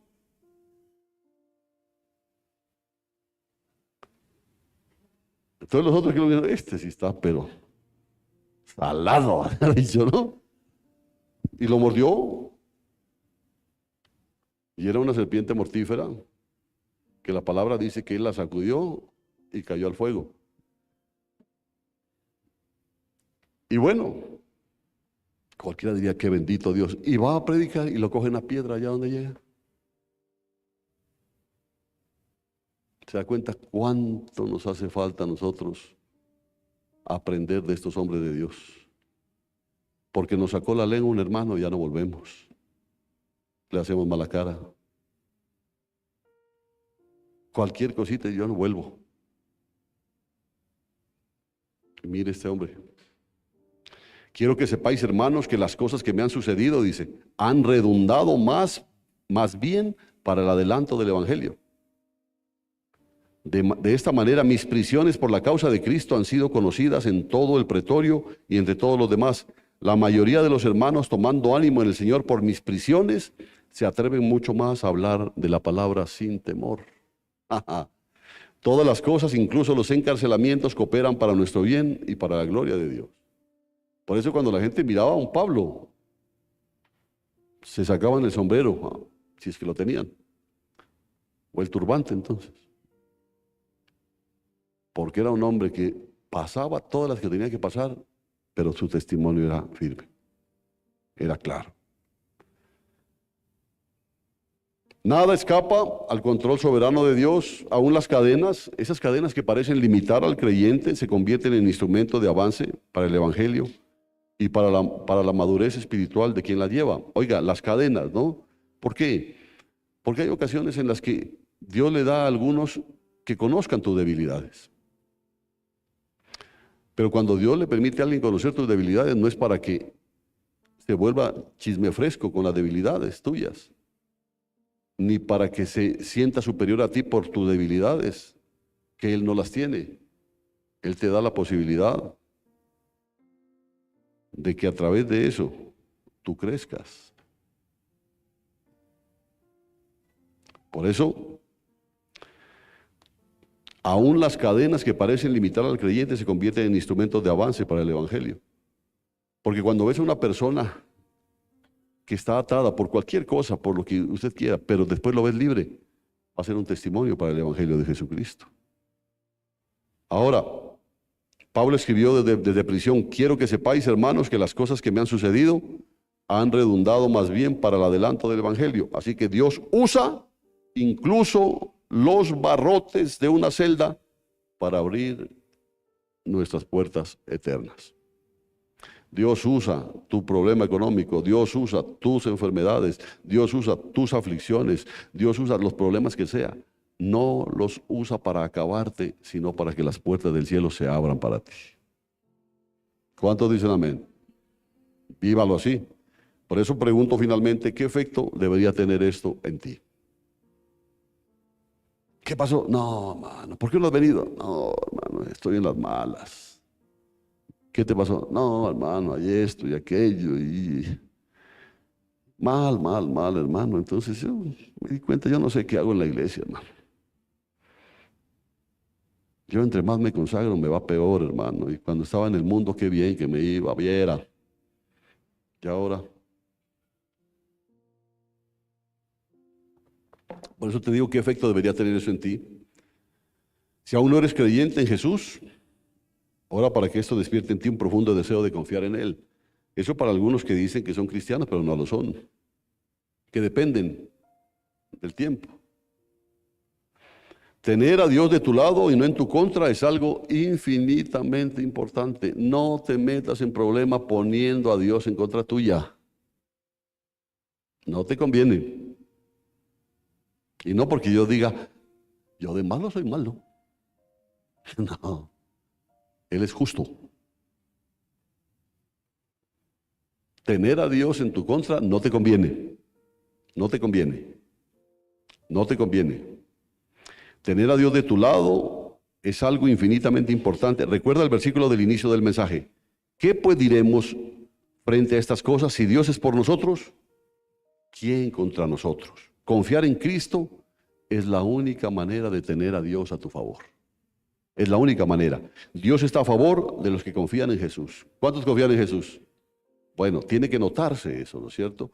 ¿Y sabe cómo empieza a notarse? Cuando la gente perdona, cuando la gente ama, cuando la gente ayuda, cuando la gente es generosa, cuando la gente no le importa su bienestar, sino buscar el bienestar de otro. Cuando la gente se convierte en el prójimo de otro. Y entonces, como Dios está a favor de todos los que confían en Jesús, obra todas las cosas para tu bien si confías en su Hijo. Y si eres creyente, entonces no responderás a este mensaje ni a la verdad de Romanos 8:28 con pasividad frente al diablo, ni con resignación ante el mal, ni con una actitud conformista frente al consumismo y el materialismo que domina nuestra cultura. No. Ya, miren, decidí que voy a compartir ese tema sobre los dos reinos. No quería hacerlo porque de pronto genera mucha sensibilidad para algunos, pero creo que es necesario compartirlo. Porque a veces nosotros queremos ser más buenos que Dios.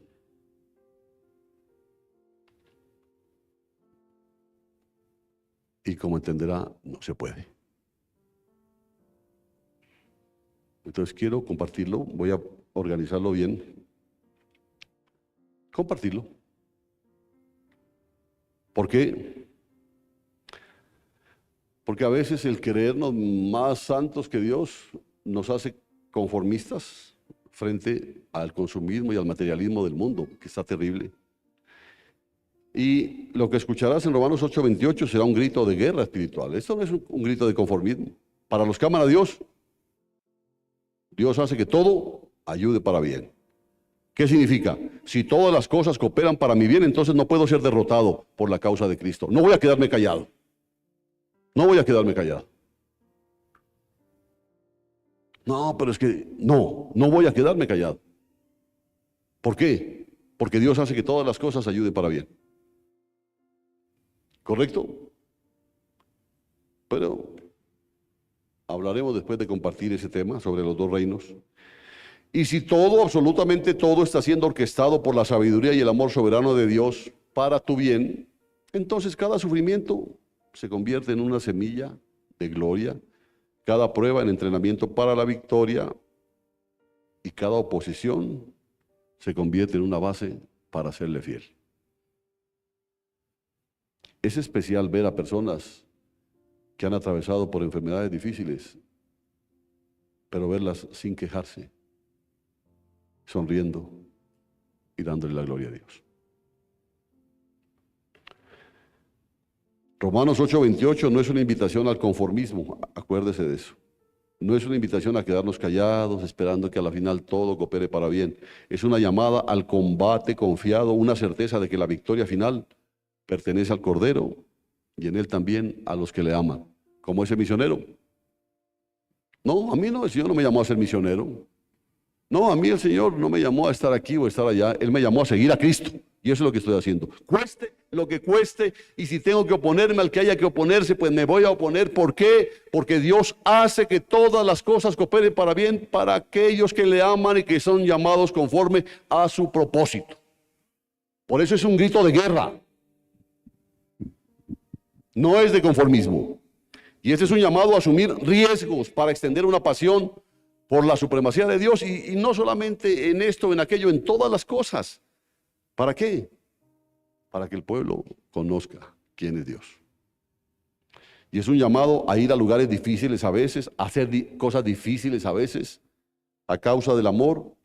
Es un llamado a entregarte por completo a Cristo, entregarte por completo a su reino. Es un llamado de hacer algo radical y, si quieres entenderlo, algo loco a los ojos del mundo. ¿Por qué? Porque Dios tiene control de todas las cosas y nada lo va a coger por sorpresa. Miren, a mí me llegó un comunicado, no un comunicado, un mensaje por WhatsApp de una señora, que no sé quién será, pero dice, Pastor Augusto, que Dios lo bendiga, siervo de Dios, y échele cepillo, ¿no? Y que queremos compartir con ustedes, le damos, ¿cómo es que dice? El privilegio de invitarlo al aniversario de Miel San Marcos, que va a estar en Pasto, ¿no? Y le hemos obsequiado 2 entradas VIP para usted y su esposa, para que puedan asistir, y que nos dé la posibilidad de compartir eso con la congregación para invitar y para decir cuánto vale y etcétera. Miel San Marcos. Aquí en Pasto estuvo hace algunos años, ¿no? El pastor de Miel de San Marcos. Un hombre interesante, pero ya hay muchas cosas que no compartimos. Entonces, gracias, hermano, ¿cuál debe ser la respuesta? Yo creo que en eso nosotros tenemos que ser radicales. La alabanza al Señor no se hizo para hacer conciertos. ¿Ya? Y eso que solamente miremos el grupo de alabanza de Miel San Marcos, que dicen que es una belleza, que etcétera. Pero miramos todas las cosas en las que permanece la iglesia, que se llama, ¿cómo se llama ahora? ¿Cómo es? No sé, iglesia Miel, ¿cómo es? Iglesia Miel San Marcos, así como que se llama. Las cosas en las que ellos, para lo que el Señor nos ha mostrado ahora, están faltando a la palabra. Entonces yo no puedo, por más invitación VIP, apoyar eso. tenemos que ser radicales y a veces hasta medio locos a los ojos del mundo. Mira las necesidades del mundo, entonces permite que tu corazón sueñe cómo podrías invertir tu vida moviéndote hacia las necesidades del mundo, no hacia la comodidad. Mire, los conciertos, estos conciertos no hacen absolutamente nada, y más encima pagados. ¿No dice la palabra que hay que dar de gracia lo que de gracia se ha recibido? Romanos 8:28 es una trompeta que convoca a seguir a Jesús en los riesgos del amor sin importar el costo. ¿Por qué? Porque todo lo que cueste, absolutamente todo, obrará para tu bien. Amén. Y este pasaje nos llama a vivir con valentía, a vivir con propósito, confiando en que la soberanía de Dios convierte cada sacrificio en una ganancia eterna. Todo, mira, el mismo dolor de espalda que tenías hoy, que alguien te decía, no vayas al culto hoy, no vayas, mira cómo te duele la espaldita, y te levantaste y dijiste, yo quiero ir, yo necesito ir. Y entonces cuando tú llegaste y te sentaste aquí con tu dolor de espalda, Dios te dijo, quería que estés aquí porque yo quiero bendecirte. Amén. Yo quiero bendecirte. ¿Por qué? Hay que vivir con valentía. Cristianos cobardes no hay. ¿Y por qué no debería haber cristianos cobardes? Porque Dios hace que todas las cosas cooperen para tu bien. Entonces, así te maten, todo está en el propósito de Dios. Si te matan, ¿qué te está diciendo Dios? Es que yo quería tenerte acá rápido, hombre. Yo no pude esperarme hasta el juicio final. Yo quería tenerte antes aquí. Bendito Dios, yo también quería estar contigo, Señor. Y si te dicen que tienes cáncer, levanta los ojos al cielo, Señor, tú verás. Si crees que este es el tiempo, ayúdame simplemente. Ayúdame.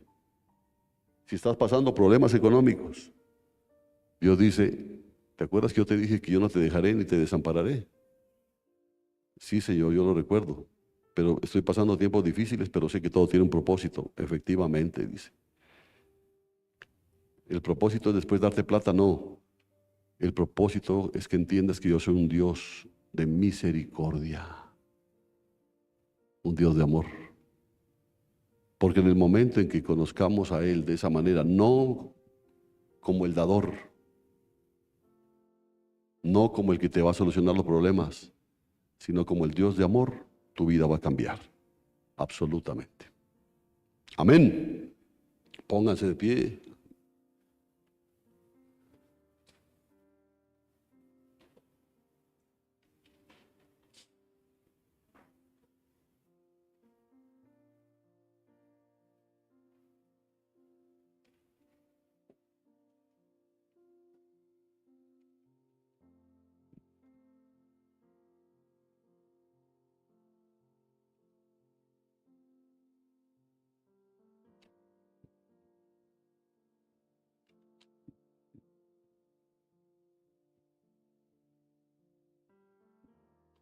¿Cuántos quieren darle gracias a Dios?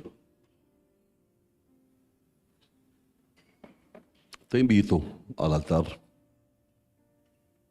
Vamos a agradecerle a Dios por su palabra.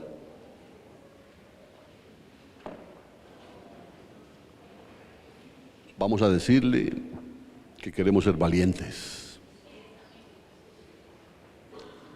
Queremos ser valientes, ¿no es cierto? Que no suceda, como dice el refrán, que matamos al león y nos asustamos del cuero. En Cristo somos más que vencedores. Y no dice seremos, dice que somos más que vencedores. Lo que pasa es que no hemos entendido que Dios es soberano, que Él tiene dominio sobre todo y tiene el poder absoluto de hacer que todas las cosas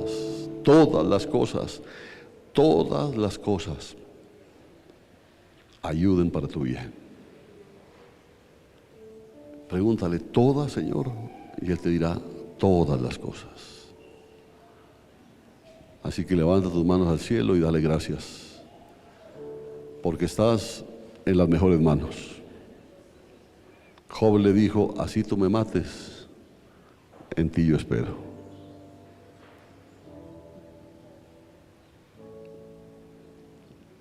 Ya lo dijo también, y está en su palabra, todo lo puedo en Cristo que me fortalece. ¿Y sabes cómo te fortalece Él? Enseñándote, así como lo hizo hoy, que Él tiene control absolutamente de todas las cosas. Nada lo coge por sorpresa. Nada, acuérdate, no hay nada oculto a los ojos de Dios. Él conoce cada rincón de tu corazón, conoce tus pensamientos y por supuesto conoce tus acciones. Mas sin embargo estás aquí. Es porque todo tiene un propósito. Dale gracias a Él. Abre tus labios y dale gracias.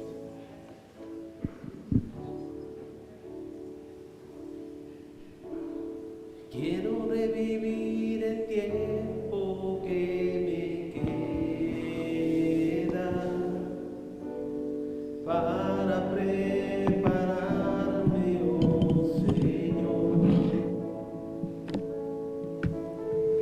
para nuestro encuentro en tu venida.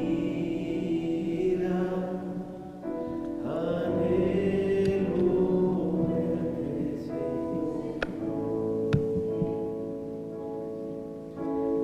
Quiero redimir el tiempo que me queda para prepararme, oh Señor, Eso es, dilo. para nuestro encuentro en tu venida. Anhelo Verte, Señor, en tu gloria y majestad.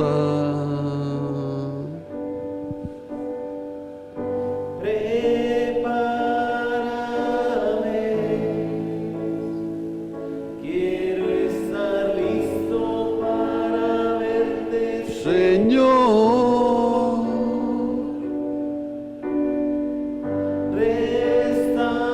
Restáurame y límpiame, eso es mi oración. anhelo verte, Señor, En tu gloria y majestad.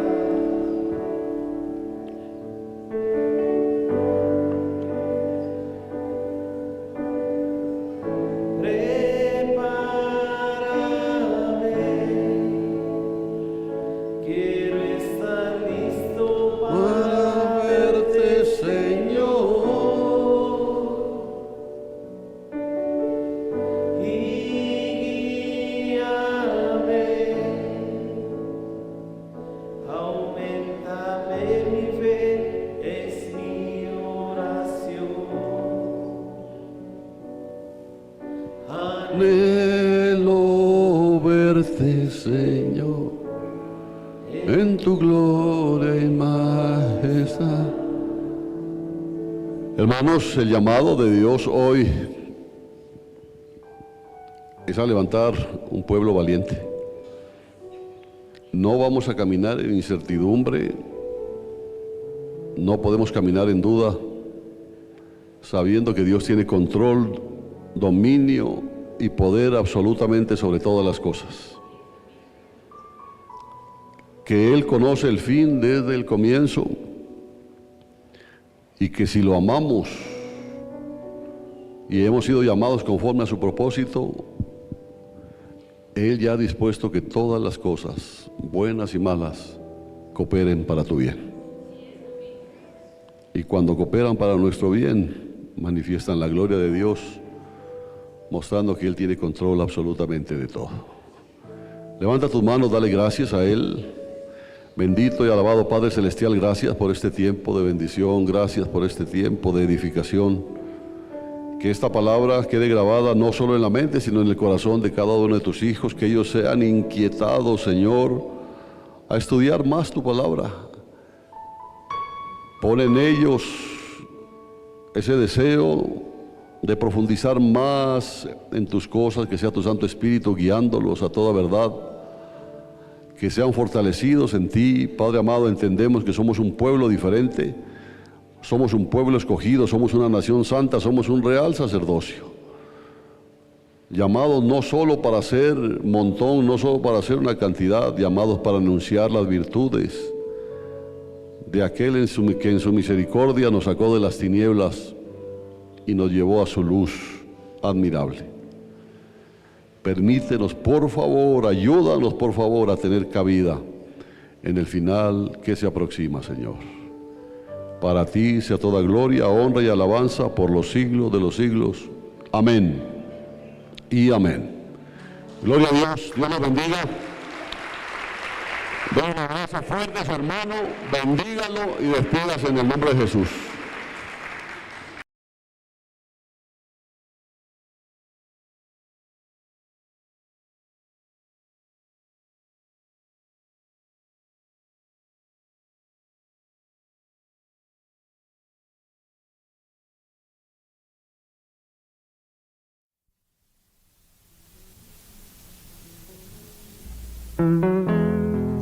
David, mostrando confianza en la protección de Dios, dijo: Te invocaré a ti cuando mi corazón desmayare.